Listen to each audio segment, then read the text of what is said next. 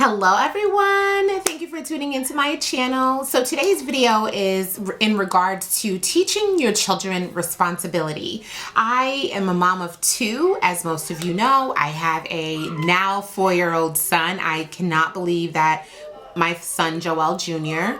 is 4, and you probably can hear him and his sister, my daughter Elle, who is 1. She's actually 22 months. She'll be 2 in February. So I apologize for the background noise, but I really was inspired to make this video today after going to a play date with my 2 children, and there were 5 other kids there. I traditionally would not film at this time of the day, so there's not a lot of background noise, but I need to get this out. So I often take for granted that I've raised my children to be really responsible and independent. And so when we go into environments with children that are roughly around the same age, anywhere from 2 to about 7, it kind of stands out to me how responsible and independent my children are. And not to say that the other parents are not going to teach their children responsibility at some time or at some point in their life. It's likely that they might not, but you would hope that they would. But I do notice that my children, as young as they are extremely responsible and very independent. So I just wanted to share a few of the things that my husband and I have done with our children as they've been growing up that help to foster responsibility and independence.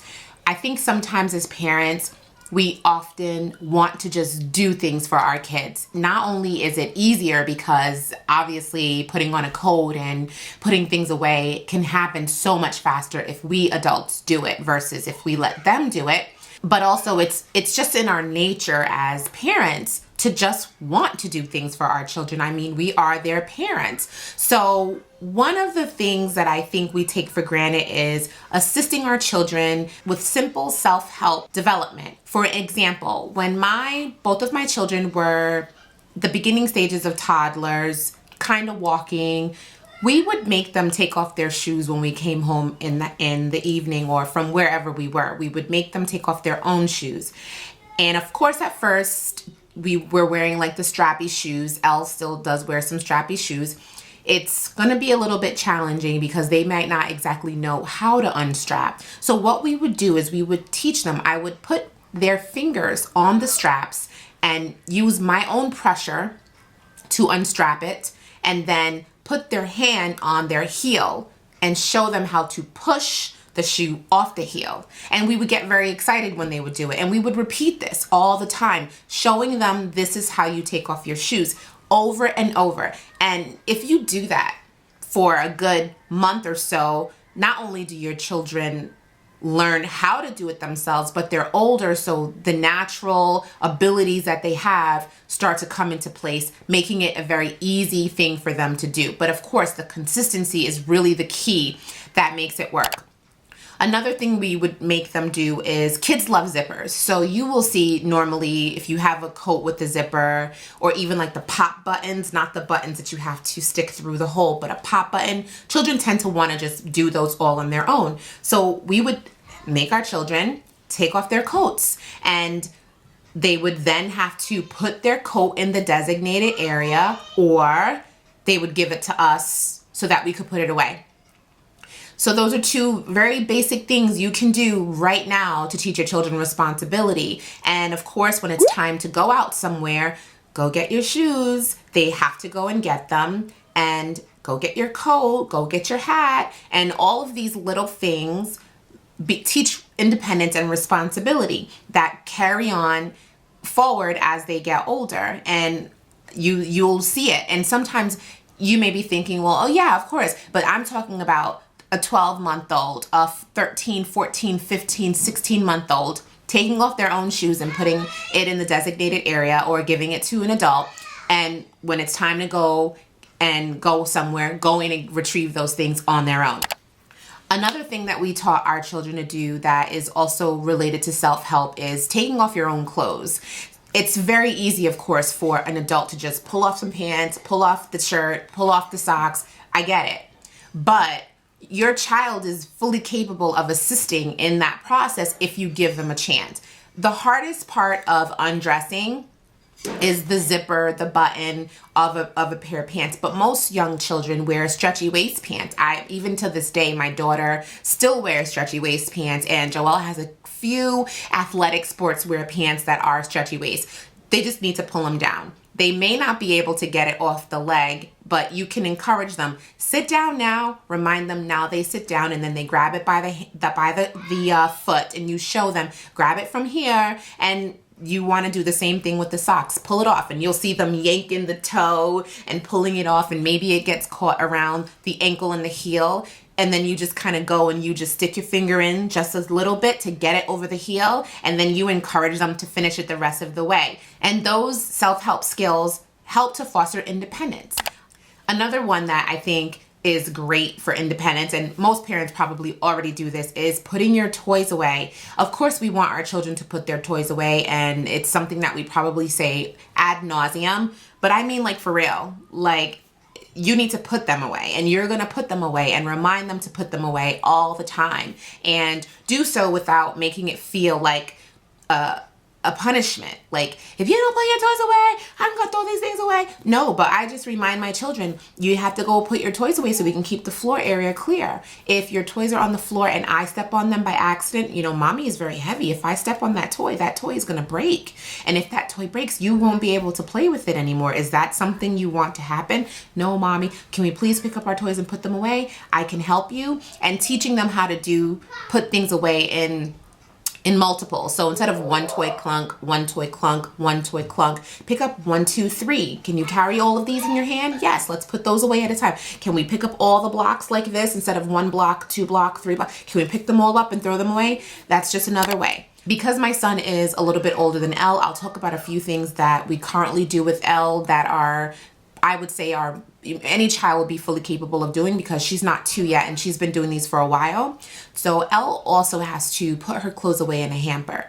What we did at first was we kept a little hamper basket in an area where she could go and put her things, because Elle's room is upstairs and we didn't want her to have to go up the stairs to her room to have to put these away. And then of course we'd have to monitor that experience. So we kept the basket in a very common area of the home, and she would take her clothes from the bathroom and go after we bathed and got all, you know, moisturized and put on her clothes. She'd have to go throw her clothes in that basket. Of course, at first she would take them one by one, and then we encourage her to take more. And now she's really, really good at navigating stairs. Elle takes her clothes up to her room. She also takes her shoes up to her room, as well as a lot of her belongings, because we've been training her and instilling this type of responsibility in her.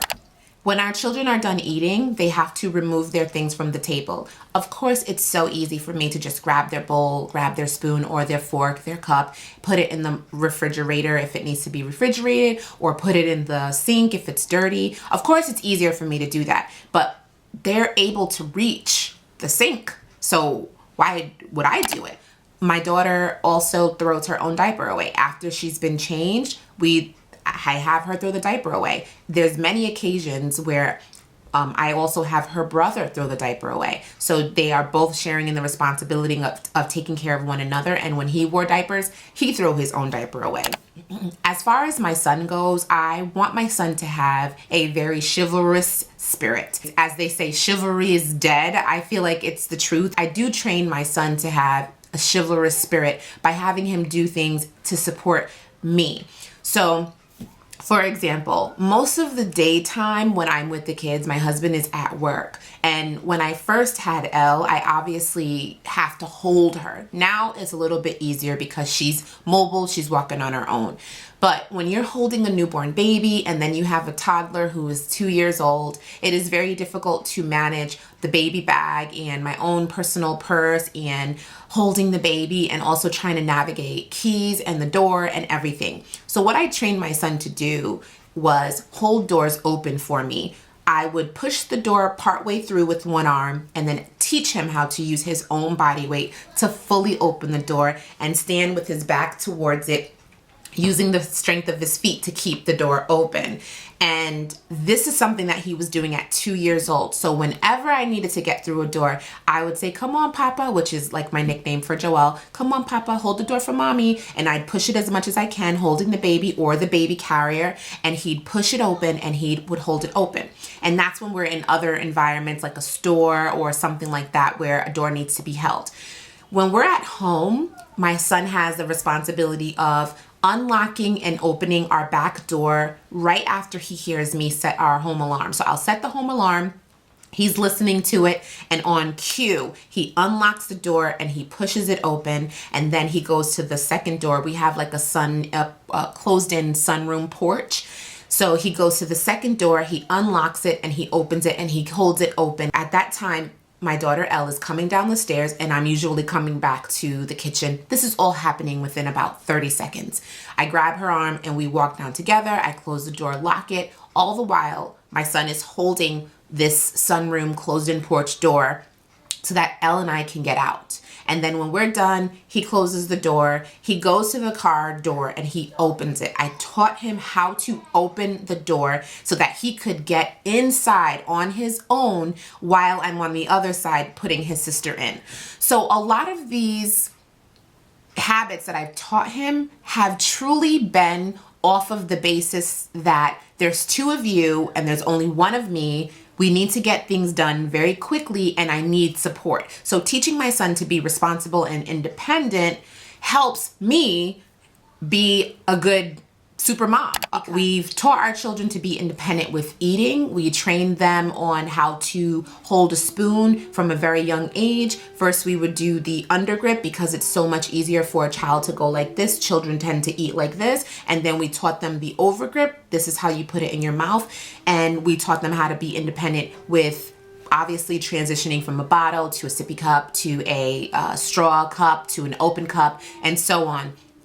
Those type of independent skills make it so much easier now if we're ever in an environment where there's no straw. I don't want my children to have a mess all over them because they're not able to drink from an open cup. And my daughter is 2 years old. I see children with bottles and I don't understand why a child who's 18, 19 months is drinking from a bottle. I don't understand that. They're fully capable of drinking from an open cup if someone would spend the time just teaching them. You don't get the biggest cup possible and give it to them. You buy those really small, kind of like a Dixie cup, if you can find something like that, or a plastic cup that's about 4 ounces, very small opening, put a little bit of water in there, and you just teach them how to use that very casually.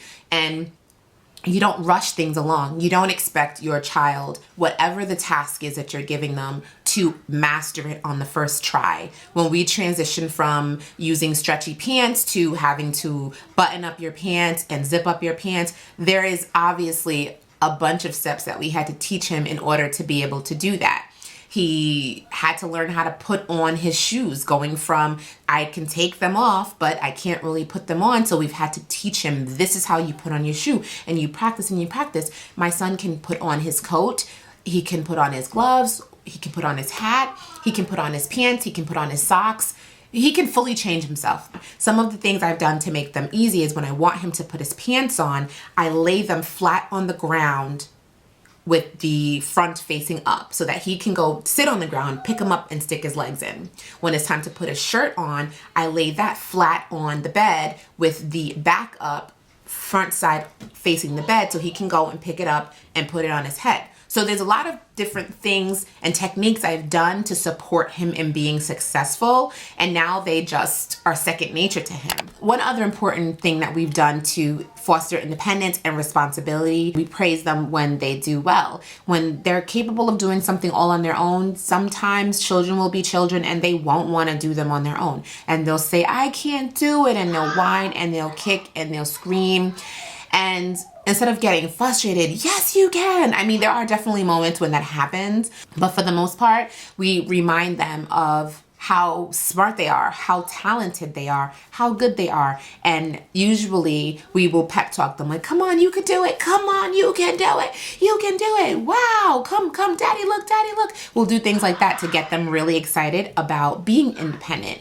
And now, you know, they're even at the point where they're brushing their own teeth. Joelle, of course, uses the bathroom all on his own. Ella's potty training and she's getting better.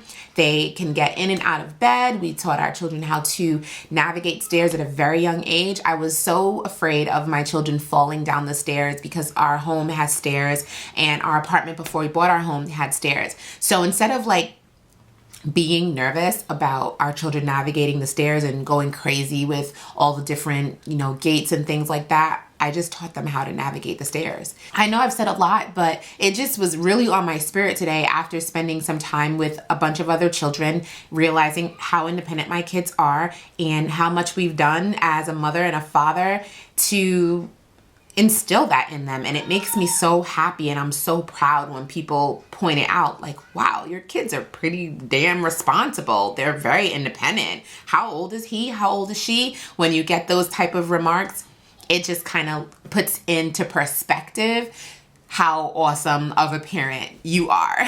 So I really do hope this video was super helpful and informative. Please share with me some of the ways you are currently teaching your children to be responsible and independent. And if there's anything you want to ask me, of course, leave it in the comment section below. And as always, I love you for watching. Bye.